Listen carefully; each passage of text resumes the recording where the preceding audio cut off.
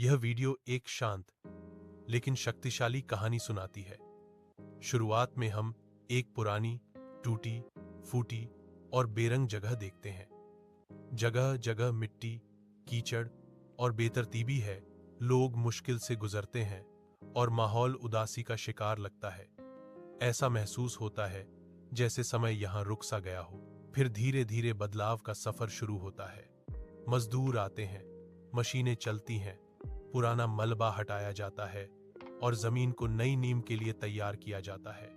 हर frame में मेहनत, धैर्य और योजना दिखाई देती है। नई सड़क की परत बिछाई जाती है, किनारों को मजबूत किया जाता है और रास्ता धीरे धीरे एक स्पष्ट आकार करने लगता है। जैसे जैसे काम आगे बढ़ता है, मंजर बदलने लगता है। धूल धूसरित जगह पर व्यवस्था आ जाती है। उदासी की जगह उम्मीद जन्म लेती है।